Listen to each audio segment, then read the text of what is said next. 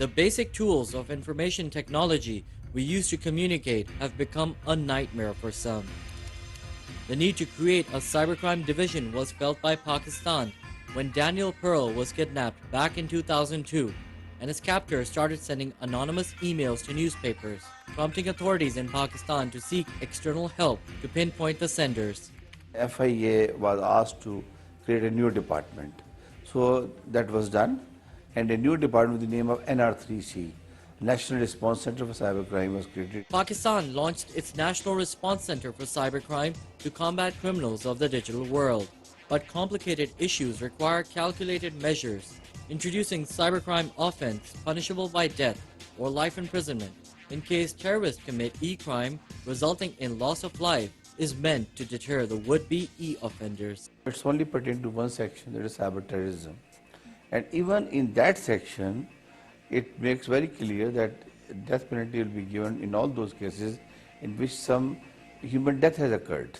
But there is confusion over the policy. That is really something I can't understand it for two reasons. First is a policy reason. On one hand, the government is saying that they are actually going to convert the death penalty and to commute them and to convert them into life imprisonment. But on the other hand, they are providing a death penalty for the cyber crimes. Under the umbrella of the Federal Investigation Agency, the Cybercrime Wing has total power over policing the internet and other modes of information technology in Pakistan. We just not register a case immediately, we carry out an inquiry. And during inquiry, we find out that whether the person is found guilty of this particular crime or not. If he is found guilty based on the evidence, only then a proper case is registered and the person is prosecuted. The 30-point e-bill passed by Parliament last year, which includes malicious code, cyber terrorism, hacking for ransom, spamming, and spoofing, seems to cover all aspects of the new digital era. It's probably one of the safest type of crimes. All you need is a computer, cell phone, or internet connection, and knowledge to hack a network, design a digital heist, or make an unauthorized credit card transaction.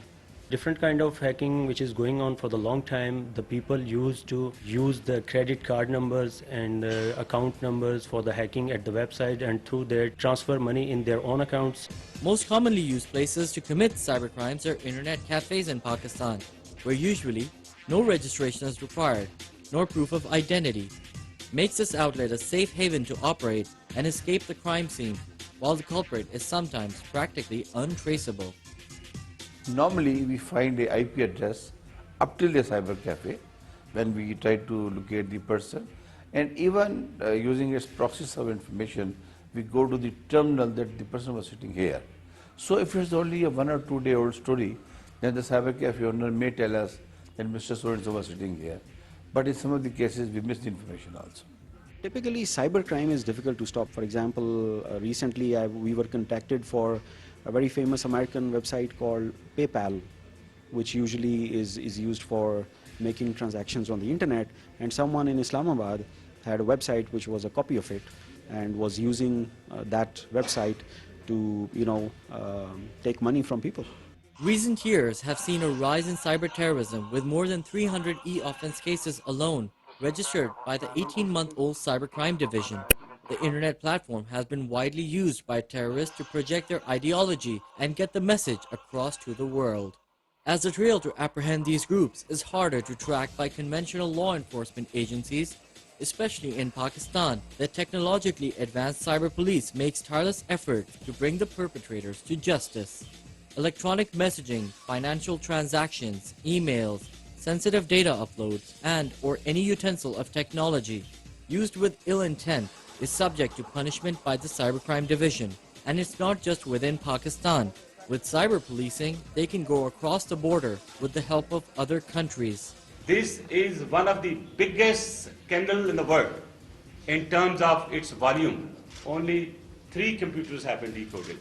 We really don't know what else we have, but we forecast that it's going to run into dollars. And of course, the entire network worldwide, which has really alarmed the world. We have been approached by the various governments. All of a sudden they will get in one bank account $2 million or $3 million, but they won't find how and where and who's behind it. Though a long overdue law in Pakistan, with an ever-growing number of hackers and credit card fraud groups, the ordinance, some believe, does not safeguard or protect the innocent information technology user from the cybercrime wing, if it even has a hunch of criminal intent. What do we mean by cybercrime? Does someone commit a crime simply because he happens to be surfacing the net?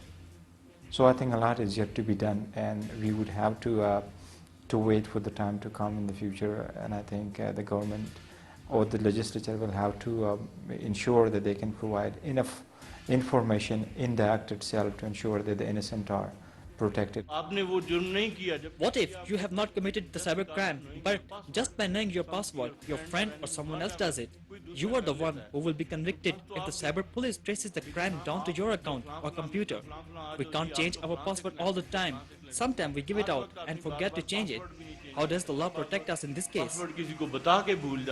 Lawmakers here have gone the extra mile to reinvent a new definition for cybercrime.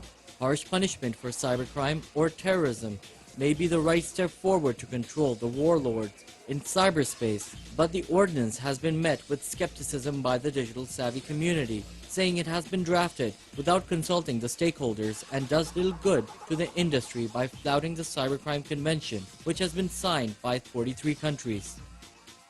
Pakistan has enshrined cybercrime into law, but it's vital that this law should not obstruct the freedom of information.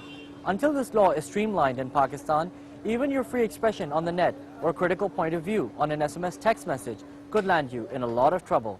In Islamabad, Sybir, Press TV.